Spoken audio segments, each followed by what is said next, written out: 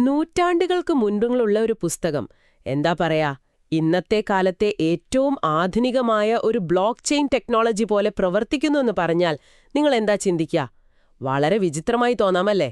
തീർച്ചയായും, പെട്ടെന്ന് കേൾക്കുമ്പോൾ ആർക്കും അങ്ങനെ തോന്നാം. അതെ, നമ്മൾ ഈ പുരാതനമായ കാര്യങ്ങളെക്കുറിച്ച് ചിന്തിക്കുമ്പോൾ പൊതുവെ നമ്മുടെ മനസ്സിലേക്ക് വരിക മ്യൂസിയത്തിൽ ചില്ലുകൂട്ടിൽ ഭദ്രമായി സൂക്ഷിച്ചിരിക്കുന്ന എന്തെങ്കിലും ഒരു വസ്തുവാണ്. ശരിയാണ്. ആരും തൊടാൻ പാടില്ല, ഒരു മാറ്റവും വരുത്താൻ പാടില്ല, അങ്ങനെയൊരവസ്ഥ. എക്സാക്ട്ലി. എന്നാൽ ഇന്ന് നമ്മുടെ മുൻപിലുള്ള സ്രോതസ്സുകളിലൂടെ നമ്മൾ നടത്തുന്ന ഈ ഒരാഴത്തിലുള്ള യാത്ര നിങ്ങളുടെ ഈ ചിന്തകളെ മൊത്തത്തിൽ മാറ്റി എഴുതാൻ പോവുകയാണ്. ഇപ്പോൾ നിങ്ങൾ ഒരുപക്ഷെ ഡ്രൈവ് ചെയ്യുകയാകാം, അല്ലെങ്കിൽ ജോലി തിരക്കുകൾക്കിടയിൽ ചെറിയൊരു ബ്രേക്ക് എടുക്കുകയാകാം. ഏതായാലും ഇന്ന് നമ്മൾ ചർച്ച ചെയ്യാൻ പോകുന്ന വിഷയം ശരിക്കും വളരെ ഇൻട്രസ്റ്റിംഗ് ആണ്. അതെ, കേൾക്കുന്നവർക്ക് പുതിയൊരു ഇൻസൈറ്റ് തരുന്ന കാര്യമാണത്. ഖുർആൻ പോലെയുള്ള പുരാതന ഗ്രന്ഥം നൂറ്റാണ്ടുകളായി എങ്ങനെയാണ് വലിയ മാറ്റങ്ങളില്ലാതെ നിലനിൽക്കുന്നത്? ഇതിൽ മനുഷ്യന്റെ ചിന്താശേഷിക്കും നമ്മൾ സാമാന്യ ബുദ്ധി എന്ന് വിളിക്കുന്ന ആ കോമൺ സെൻസിനും എന്താണ് പങ്ക്? ഇതാണ് നമ്മൾ ഇന്ന് പരിശോധിക്കുന്നത്. ശരി, നമുക്കിതൊന്ന് വിശദമായി പരിശോധിക്കാം. തീർച്ചയായും. നമ്മൾ ഈ വിഷയത്തിലേക്ക് കടക്കുമ്പോൾ ഒരു കാര്യം പ്രത്യേകം മനസ്സിലാക്കണം. എന്താണെന്ന് വെച്ചാൽ, നമ്മളിവിടെ കേവലം ഒരു പുസ്തകത്തിന്റെ ചരിത്രമല്ല പഠിക്കുന്നത്. പിന്നെ എന്താണ്? മറിച്ച് മനുഷ്യന്റെ മനസ്സെങ്ങനെയാണ് ഇത്രയും കാലപ്പഴക്കമുള്ള ഒരു ടെക്സ്റ്റുമായി കമ്മ്യൂണിക്കേറ്റ് ചെയ്യുന്നത് എന്നതിന്റെ വളരെ അതിശയകരമായൊരു മെക്കാനിസമാണ് നമ്മൾ നോക്കിക്കാണുന്നത്. അതായത്, അറിവ് എന്ന് പറയുന്നത് വെറുതെ കുറെ കടലാസുകളിൽ അച്ചടിച്ചു വെച്ച അക്ഷരങ്ങൾ മാത്രമല്ലല്ലോ. അല്ല, ഒരിക്കലുമല്ല. അത് വായിക്കുകയും അതിലെ ലോജിക്ക് പൂർണ്ണമായും ഉൾക്കൊള്ളുകയും ചെയ്യുന്ന മനുഷ്യനിലൂടെയാണ് ആ അറിവ് കംപ്ലീറ്റ് ആവുന്നത്. അങ്ങനൊരു പുതിയ കാഴ്ചപ്പാടാണ് ശരിക്കും ഈ സ്രോതസ്സുകൾ നമുക്ക് മുന്നിൽ തുറന്നിടുന്നത്. എനിക്ക് തോന്നുന്നത് നമുക്ക് നേരിട്ട് തന്നെ ആ സ്രോതസ്സുകളിലെ ഏറ്റവും പ്രധാനപ്പെട്ട ആശയത്തിലേക്ക് കടക്കാമെന്നാണ്.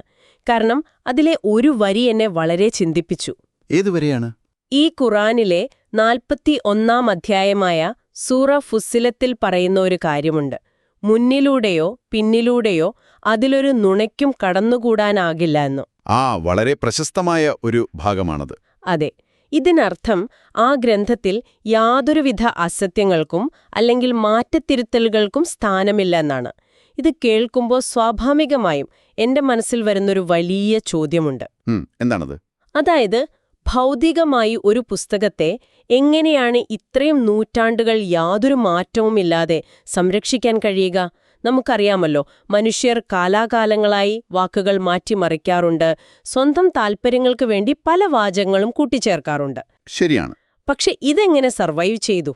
അവിടെയാണ് ഞാൻ നേരത്തെ പറഞ്ഞ ആ ബ്ലോക്ക് ചെയിൻ അനലോഗി കടന്നുവരുന്നതെന്ന് തോന്നുന്നു. അതെ, ആ ഒരു താരതമ്യം ശരിക്കും ഗംഭീരമാണ്. നമ്മൾ ഇന്നത്തെ കാലത്ത് ബ്ലോക്ക് ചെയിൻ എന്ന് കേൾക്കുമ്പോൾ പെട്ടെന്ന് ഓർക്കുക ബിറ്റ്കോയിൻ പോലെയുള്ള ക്രിപ്റ്റോ കറൻസികളാണ്. അതെ അതെ.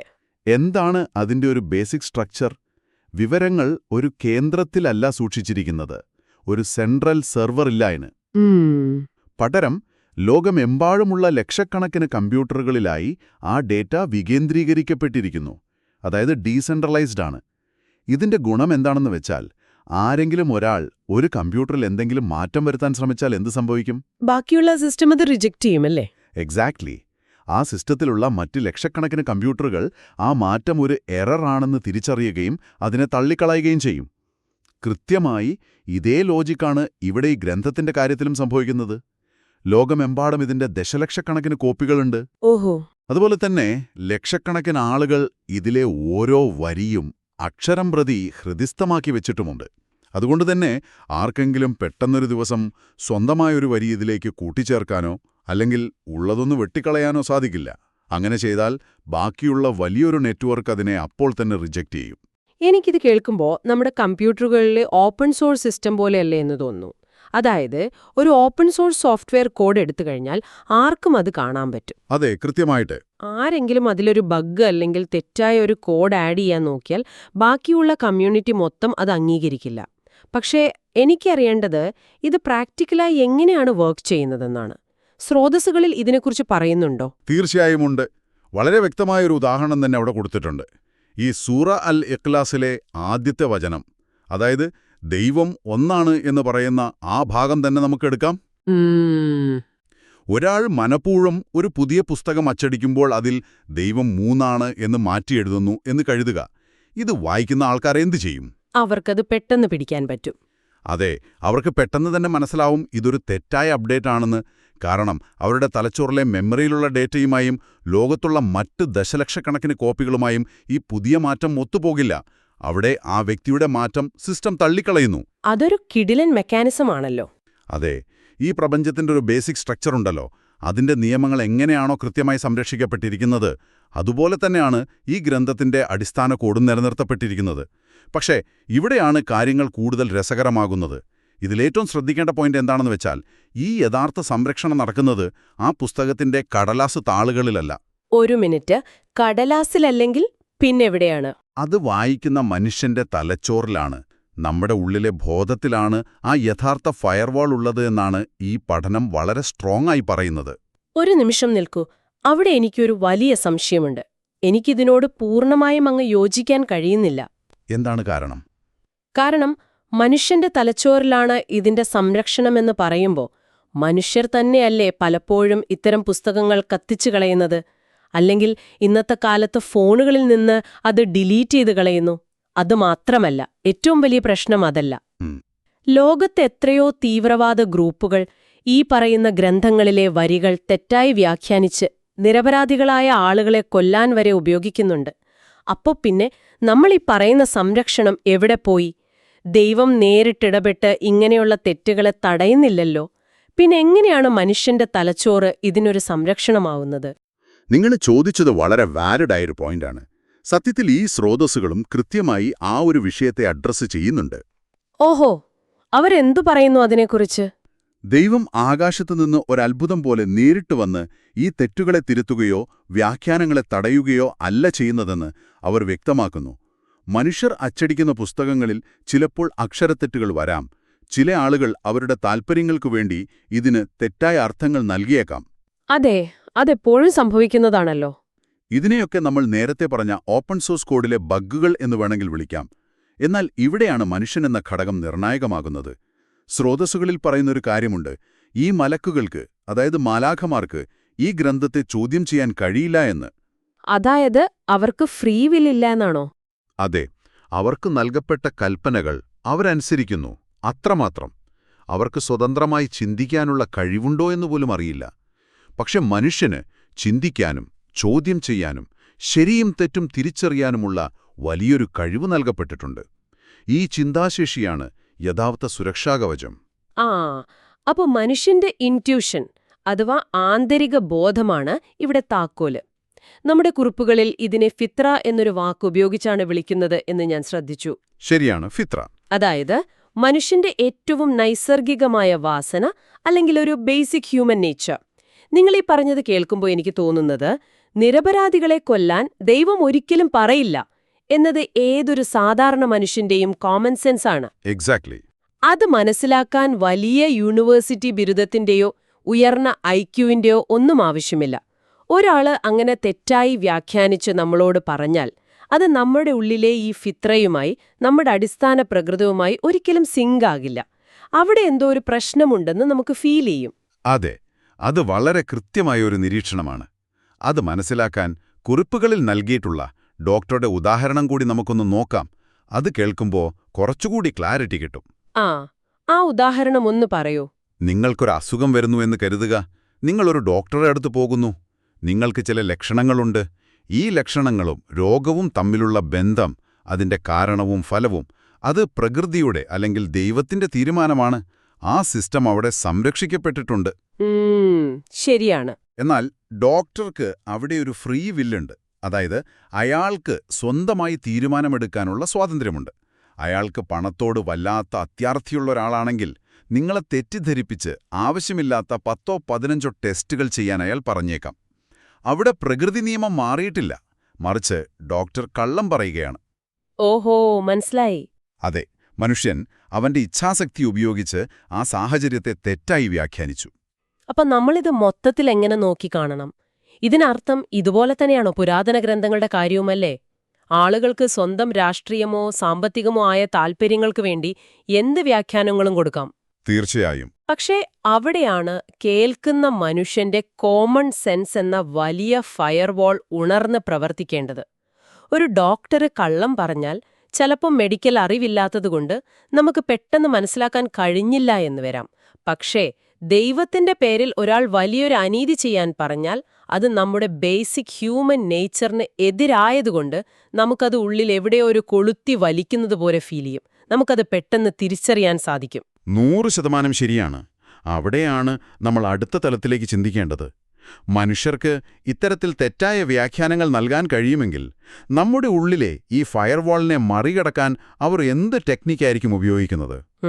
അവരതെങ്ങനെയാണ് പ്രാക്ടിക്കലായി ചെയ്യുന്നത് എന്നുകൂടെ നമ്മൾ മനസ്സിലാക്കേണ്ടതുണ്ട്. അവിടെയാണ് നമ്മൾ പലപ്പോഴും കാണുന്ന ഈ സന്ദർഭത്തിൽ നിന്ന് അടർത്തിയെടുക്കൽ, അതായത് ഒരു വലിയ പാരഗ്രാഫിൽ നിന്ന് ഒരു വാക്കുമാത്രം എടുത്തുള്ള ആ കളി കടന്നുവരുന്നത്. അതെ അതെ, ആ ചെറി പിക്കിംഗ് എന്ന് പറയുന്ന പരിപാടി സോഷ്യൽ മീഡിയയിലൊക്കെ നമ്മൾ എപ്പോഴും കാണുന്നതാണല്ലോ ഇത്. ഒരാൾ 1.5 മണിക്കൂർ സംസാരിച്ചതിൽ നിന്ന് 10 സെക്കൻഡ് മാത്രം കട്ട് ചെയ്തെടുത്ത് വൈറലാക്കുക. അപ്പം അതിന്റെ അർത്ഥം മൊത്തത്തിൽ മാറും. എക്സാക്ട്ലി. ഇവിടെ ഒരു കാര്യം ഞാൻ കേൾക്കുന്നവരോട് പ്രത്യേകം പറയട്ടെ. നമ്മളിപ്പോൾ ഈ സ്രോതസ്സുകളിലെ വസ്തുതകൾ നിഷ്പക്ഷമായി അനലൈസ് ചെയ്യുക മാത്രമാണ് ചെയ്യുന്നത് കേട്ടോ. ഏതെങ്കിലും ഒരു വാദത്തെ ശരിവെക്കാനോ തെറ്റാണെന്ന് പറയാനോ അല്ല നമ്മൾ ശ്രമിക്കുന്നത്. അതെ, നാം ഏതെങ്കിലും വാദങ്ങളെ ന്യായീകരിക്കുന്നില്ല. മറിച്ച് ഒരു ഗ്രന്ഥത്തെ അതിന്റെ പൂർണ്ണമായ അർത്ഥത്തിൽ മനസ്സിലാക്കാതെ അതിൽ നിന്ന് ഒരു ചെറിയ ഭാഗം മാത്രം അടർത്തിയെടുക്കുമ്പോൾ അതെങ്ങനെ വലിയ തെറ്റിദ്ധാരണകൾ ഉണ്ടാക്കുന്നു എന്ന് മനസ്സിലാക്കാൻ വേണ്ടിയാണ്. ഇതിനൊരു ഉദാഹരണവും നമ്മുടെ കുറിപ്പുകളിലുണ്ട്. അതെ, ആ അപ്രോച്ചാണ് എപ്പോഴും നല്ലത്. ഇതിൽ നൽകിയിരിക്കുന്ന ഉദാഹരണം ഖുർആനിലെ സൂറ അൽ ബഖറയിലെ ഒരു ഭാഗമാണ്. സാമ്പത്തിക ഇടപാടുകൾ നടത്തുമ്പോൾ സാക്ഷികളായി ഒരു പുരുഷന് പകരം 2 സ്ത്രീകളെ വിളിക്കണമെന്ന് പറയുന്ന ഒരു വരിയുണ്ടതിൽ. ഞാനത് വായിച്ചിരുന്നു. കാലങ്ങളായി പലരും ഈ ഒരൊറ്റ വരി മാത്രം എടുത്ത് കാണിച്ച് സമൂഹത്തിൽ സ്ത്രീകൾ പുരുഷന്മാരെക്കാൾ താഴെത്തട്ടിലാണെന്ന് വരുത്തി തീർക്കാൻ ശ്രമിക്കാറുണ്ട് എന്നാണ് കുറിപ്പുകാരൻ പറയുന്നത്. ഒരു സാധാരണയാൾ ഈ ഒറ്റ വരി മാത്രം കേൾക്കുമ്പോൾ സ്വാഭാവികമായും അങ്ങനെ ചിന്തിച്ചു പോകും. ശരിയാണ്. എന്നാൽ ഇതിന്റെ യഥാർത്ഥ ബാക്ക്ഗ്രൗണ്ട് എന്താണെന്ന് കുറിപ്പുകളിൽ വിശദീകരിക്കുന്നത് വായിച്ചപ്പോൾ എനിക്കൊരു പുതിയ അറിവാണ് കിട്ടിയത്. അതായത് അക്കാലത്തെ അറേബ്യൻ സമൂഹത്തിൽ, പ്രത്യേകിച്ച് 7-ാം നൂറ്റാണ്ടിലൊക്കെ സ്ത്രീകൾക്ക് സാമ്പത്തിക ഇടപാടുകൾ, ഈ ബിസിനസ്, അക്കൗണ്ടിങ്, ഇതൊക്കെ തികച്ചും അപരിചിതമായ ഒരു മേഖലയായിരുന്നു. അവരത് നിത്യേന ചെയ്യുന്ന കാര്യമായിരുന്നില്ല. അതെ, അവർക്കത് അത്ര പരിചിതമായിരുന്നില്ല. അതുകൊണ്ട് അത്തരം കോംപ്ലക്സായ സാമ്പത്തിക സന്ദർഭങ്ങളിൽ അവർക്ക് പരസ്പരം സപ്പോർട്ട് ചെയ്യാനും എന്തെങ്കിലും മറന്നുപോയാൽ ഓർമ്മിപ്പിക്കാനും വേണ്ടിയാണ് 2 പേരെ സാക്ഷികളാക്കാൻ പറഞ്ഞത്. അല്ലാതെ അവരുടെ ബുദ്ധിക്കോ കഴിവിനോ കുറവുള്ളതുകൊണ്ടല്ല. മാത്രമല്ല, ഇതിൽ ഏറ്റവും ഇൻട്രസ്റ്റിംഗ് ആയ കാര്യം, മറ്റു പല വരികളിലും ചില പ്രത്യേക കാര്യങ്ങൾക്ക് ഒരു സ്ത്രീയുടെ സാക്ഷ്യം മാത്രം മതിയാകുമെന്നും പറയുന്നുണ്ടത്രേ. അവിടെയാണ് നമ്മൾ നേരത്തെ പറഞ്ഞ ആ ഫയർവാളിന്റെ ലോജിക് വർക്ക് ചെയ്യുന്നത്. ഒരാശയം ശരിയാകണമെങ്കിൽ അത് ബാക്കി വരുന്ന ഭാഗങ്ങളോടും നീതി പുലർത്തണം. അതായത് മൊത്തത്തിലുള്ള കോണ്ടെക്സ്റ്റുമായിട്ട് യോജിക്കണം. അതെ, അതായത് സോഴ്സ് കോഡിന്റെ ബാക്കി ഭാഗങ്ങളുമായി ഇതൊത്തുപോകണം. നുണകൾ പ്രചരിപ്പിക്കുന്നവർ ഈ ഗ്രന്ഥത്തിലെ ബാക്കി വരുന്ന വരികളെക്കുറിച്ച് നമ്മോട് മിണ്ടില്ല, അവരത് മറച്ചുവെക്കും. ഈ കുറിപ്പുകളിൽ എന്നെ അത്ഭുതപ്പെടുത്തിയ മറ്റൊരു കാര്യം കൂടിയുണ്ട്. എന്താണത്? ദൈവത്തിന്റെ മുന്നിൽ സ്ത്രീയും പുരുഷനും പൂർണ്ണമായും തുല്യരാണെന്നും നമ്മൾ എന്ത് പ്രവർത്തിക്കുന്നു എന്നതിലാണ് കാര്യം, അല്ലാതെ നമ്മുടെ ജെൻഡറോ പദവിയോ സമ്പത്തോ അല്ല ദൈവം നോക്കുന്നതെന്നും മറ്റു പല ഭാഗങ്ങളിലും വ്യക്തമായി പറയുന്നുണ്ട്. എന്തിന്, ആർട്ടിഫിഷ്യൽ ഇന്റലിജൻസ് സിസ്റ്റങ്ങൾ ഉപയോഗിച്ച് ഈ ടെക്സ്റ്റുകൾ അനലൈസ് ചെയ്തപ്പോൾ ഒരു AI പോലും ഈ തുല്യത വളരെ കൃത്യമായി ശരിവെച്ചതായി കുറിപ്പുകാരൻ അതിശയത്തോടെ രേഖപ്പെടുത്തിയിട്ടുണ്ട്. വാവ്, അത് ശരിക്കും ഇൻട്രസ്റ്റിംഗ് ആണ്. ഇവിടെ അദ്ദേഹം ചോദിക്കുന്നൊരു ചോദ്യമുണ്ട്. നമ്മുടെ ഉള്ളിലെ ആ ഫിത്രയും ആ കോമൺ സെൻസും ഇത് തന്നെയല്ലേ നമ്മോട് പറയുന്നതെന്ന്. അതാണ് ഇതിലെ ഏറ്റവും ബ്യൂട്ടിഫുള്ളായ കാര്യം. നമ്മുടെ മനസ്സിനോട് അത് സംവദിക്കുന്ന രീതി. ഇത് മനുഷ്യന്റെ ചിന്തയുമായി, അവന്റെ ഉള്ളിലെ ആ ബേസിക് ഫിത്രയുമായി ഇത്രത്തോളം കണക്റ്റഡ് ആണെങ്കിൽ എനിക്കറിയേണ്ടത് ഈ ഒരു ബന്ധം എങ്ങനെയാണ് തുടങ്ങുന്നതെന്നാണ്. ഞാൻ ഈ നോട്ട്സ് വായിച്ചപ്പോൾ ശരിക്കും ഒരു നിമിഷം സ്റ്റക്കായിപ്പോയി. ആദ്യത്തെ വാക്കിന്റെ കാര്യമാണ് പറയുന്നത്. അതെ, ഈ ഗ്രന്ഥം തുടങ്ങുന്നത് തന്നെ എങ്ങനെയാണെന്നറിയാമോ? അതിലെ ആദ്യത്തെ വാക്ക് വായിക്കുക എന്നാണ്. നിങ്ങളൊന്ന് ആലോചിച്ചു നോക്കൂ.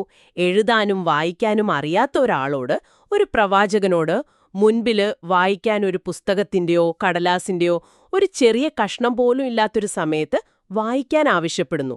ഇത് വളരെ വിചിത്രമല്ലേ? ഒരു പുസ്തകവുമില്ലാതെ എന്തു വായിക്കാനാണ് പറയുന്നത്? ഇതെങ്ങനെ പോസിബിളാകും? അതൊരു അതിമനോഹരമായ ചിന്തയാണ്. നമ്മൾ സാധാരണ വായിക്കുക എന്ന് കേൾക്കുമ്പോൾ അക്ഷരങ്ങൾ കൂട്ടി വായിക്കുന്നതിനെക്കുറിച്ചാണല്ലോ ചിന്തിക്കുക. എന്നാൽ പുസ്തകമില്ലാതെ വായിക്കാൻ പറയുമ്പോൾ അവിടെ ഉദ്ദേശിക്കുന്നത് പുറമേയുള്ള ഒരു ഫിസിക്കൽ വായനയല്ല. ഈ കുറിപ്പുകൾ നൽകുന്ന വിശദീകരണമനുസരിച്ച് അവിടെ വായിക്കാൻ ആവശ്യപ്പെട്ടത് നമ്മുടെ സ്വന്തം ആത്മാവിനെ തന്നെയാണ്. നമ്മുടെ ഈ മനുഷ്യപ്രകൃതിയെ വായിക്കുക. ഒരു കുട്ടിയെപ്പോലെ യാതൊരു മുൻവിധികളുമില്ലാത്ത നിർമ്മലമായ നമ്മുടെ ഉൾമനസ്സിനെ, ആ പവിത്രമായ ഫിത്രയെ വായിക്കുക. തന്നെ മനസ്സിലാക്കുന്നവൻ ദൈവത്തെ മനസ്സിലാക്കുന്നു എന്നൊക്കെ നമ്മൾ കേട്ടിട്ടില്ലേ? ഏകദേശം അതുപോലെ ഒരു ആശയമാണിത്. അതായത് നമ്മൾ രാവിലെ എഴുന്നേറ്റ് കണ്ണാടിയിൽ നോക്കുമ്പോൾ കാണുന്ന ഒരു രൂപമുണ്ടല്ലോ, അതല്ല യഥാർത്ഥ നമ്മൾ. നമ്മുടെ പേരോ ജാതിയോ നമ്മൾ ജനിച്ച സ്ഥലമോ നമ്മുടെ ബാങ്ക് ബാലൻസോ ഒന്നുമല്ല യഥാർത്ഥ ഞാൻ. ഇതൊക്കെ നമ്മൾ പിന്നീട് ഓരോന്നായി എടുത്തണിഞ്ഞ ലേബലുകൾ മാത്രമാണ്. ശരിയാണ്, അതൊക്കെ ബാഹ്യമായ ലേബലുകളാണ്. ബാഹ്യമായ ഈ ലേബലുകളെല്ലാം മാറ്റിവെച്ച് തികച്ചും നഗ്നമായ അവസ്ഥയിൽ നമ്മുടെ ഉള്ളിലേക്ക് നോക്കുമ്പോൾ നമ്മൾ കാണുന്ന ഒരു നിർമ്മലമായ ആത്മാവുണ്ടല്ലോ, അതാണ് യഥാർത്ഥ നമ്മൾ. ഖുറാൻ പ്രതിധ്വനിക്കുന്നത് ആ ഉള്ളിലെ പ്രകൃതത്തോടാണ്. അതെ. അതുകൊണ്ടാണ് സാധാരണഗതിയിൽ ഒരു പുസ്തകം എഴുതുമ്പോൾ എഴുത്തുകാരൻ വായനക്കാരനെക്കുറിച്ച് അധികം ചിന്തിക്കാത്തത്. എന്നാൽ ഈ ഗ്രന്ഥം ലോകത്തുള്ള ഓരോ മനുഷ്യനോടും, അതേത് നാട്ടുകാരനായാലും, വളരെ പേഴ്സണലായി സംസാരിക്കുന്നത് പോലെ നമുക്ക് തോന്നുന്നത്. കാരണം അത് മനുഷ്യന്റെ ആ ഒരു അടിസ്ഥാന പ്രകൃതവുമായിട്ടാണ് പ്ലഗ് ഇൻ ചെയ്യപ്പെട്ടിരിക്കുന്നത്. പോയിന്റ്. ഈയൊരു ബന്ധത്തെ കുറിപ്പുകളിൽ ഒരു പാട്ടുമായിട്ടാണ് താരതമ്യം ചെയ്യുന്നത്. അതൊരു മികച്ച ഉപമയാണ് കേട്ടോ. കാരണം ഒരു ഗാനം പൂർണ്ണമാകണമെങ്കിൽ അതിന്റെ താളം, ഈണം, പിന്നണി സംഗീതം, പാടുന്നയാളുടെ ശബ്ദം, ഇതെല്ലാം വളരെ പെർഫെക്റ്റ് ആയിരിക്കണം. തീർച്ചയായും. ഈ ഗ്രന്ഥത്തിന്റെ പാരായണ രീതിയെ പൊതുവെ തജ്വീദ് എന്നാണ് വിളിക്കുന്നത്. വളരെ കൃത്യമായ നിയമങ്ങളുള്ള ഒരു വലിയ സംഗീതാത്മകതയോടെയാണ് അത് പാരായണം ചെയ്യപ്പെടുന്നത്.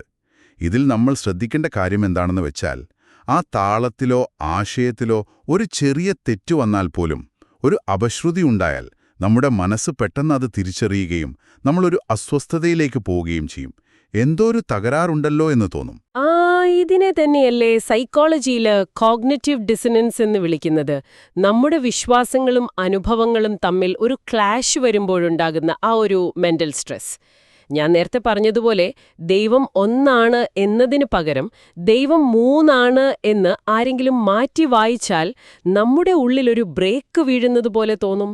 എക്സാക്ട്ലി, അതുതന്നെയാണ് സംഭവം. കാരണം യഥാർത്ഥ സൃഷ്ടാവിന്റെ ശബ്ദം ആ വരികളിലൂടെ കേൾവിക്കാരൻ എവിടെയോ പുറത്തുനിന്നല്ല കണ്ടെത്തുന്നത്, മറിച്ച് സ്വന്തം ഉള്ളിൽ തന്നെയാണ് കണ്ടെത്തുന്നത്. അത് ഉള്ളിൽ തന്നെയുള്ള ഒരു സത്യത്തിന്റെ പ്രതിഫലനമാണ്. അതെ, കൃത്യമായി പറഞ്ഞാൽ ഈ ഗ്രന്ഥവും മനുഷ്യമനസ്സും തമ്മിൽ പരസ്പരം വേർതിരിക്കാനാവാത്ത വിധത്തിലുള്ള ഒരു ഡ്യുവാലിറ്റിയുണ്ട്. ശരിക്കും പറഞ്ഞാൽ മനുഷ്യനില്ലാതെ ആ ഗ്രന്ഥത്തിന് ഒരർത്ഥവുമില്ല, അതിന് നിലനിൽപ്പുമില്ല എന്ന് തന്നെ പറയാം. തെറ്റുകളും വ്യാജവ്യാഖ്യാനങ്ങളും തീർച്ചയായും ഈ ലോകത്തുണ്ടാകുമെന്ന് ഈ ഗ്രന്ഥം തന്നെ പലയിടത്തും മുന്നറിയിപ്പ് നൽകുന്നുണ്ട്. അതെന്തിനാന്ന് വെച്ചാൽ നമ്മളെപ്പോഴും ജാഗരൂകരാക്കി നിർത്താനാണ്. നമ്മുടെ ബുദ്ധി ഉപയോഗിച്ച് ഈ തെറ്റുകളെ കണ്ടെത്തി സത്യം മനസ്സിലാക്കാനുള്ള ബാധ്യത മനുഷ്യർക്കാണുള്ളത്. അതൊരു സ്കില്ലാണ്. നമ്മൾ ആ ഗ്രന്ഥവുമായി എത്രത്തോളം സംവദിക്കുന്നുവോ അത്രത്തോളം നമ്മുടെ ആ തിരിച്ചറിയാനുള്ള കഴിവ് വർദ്ധിച്ചുകൊണ്ടിരിക്കും. ശരി. അപ്പം നമ്മൾ ഇന്ന് സംസാരിച്ച ഈ വലിയ കാര്യങ്ങളെല്ലാം നമുക്കൊന്ന് സിമ്പിളായി ക്രോഡീകരിക്കാം. നമ്മൾ ഇന്ന് എന്താണ് ഈ പഠനത്തിൽ നിന്ന് പ്രധാനമായും കണ്ടത്? ലക്ഷക്കണക്കിന് കോപ്പികളുള്ള ഒരു പുരാതന ഗ്രന്ഥം ടെക്നിക്കലി നോക്കിയാൽ ഒരു വലിയ ബ്ലോക്ക് ചെയിൻ നെറ്റ്വർക്ക് പോലെ ഭൗതികമായി സംരക്ഷിക്കപ്പെട്ടിരിക്കുന്നു. ആർക്കും അതിൽ പെട്ടെന്നൊരു മാറ്റം വരുത്താൻ കഴിയില്ല. അതെ, അതൊരു വശം. പക്ഷേ നമ്മൾ മനസ്സിലാക്കിയ ഏറ്റവും വലിയ സത്യം അതല്ല. അത് വെറും ഒരു പുറംചട്ട മാത്രമാണ്. അതിന്റെ യഥാർത്ഥ സംരക്ഷണം ഇരിക്കുന്നത് അക്ഷരങ്ങളിലോ അല്ലെങ്കിൽ അത് അച്ചടിച്ച താളുകളിലോ അല്ല, മറിച്ച് അത് വായിക്കുന്ന നിങ്ങളെപ്പോലെയുള്ള ഓരോ മനുഷ്യരുടെയും സാമാന്യബുദ്ധിയിലും നമ്മുടെയെല്ലാം ഉള്ളിലെ ആ ബേസിക് ഹ്യൂമൻ നേച്ചറിലുമാണ്, അല്ലെങ്കിൽ ഫിത്രയിലാണ്. അതാണ് യഥാർത്ഥ പവർ. അതാണ് ആന്റിവൈറസ്.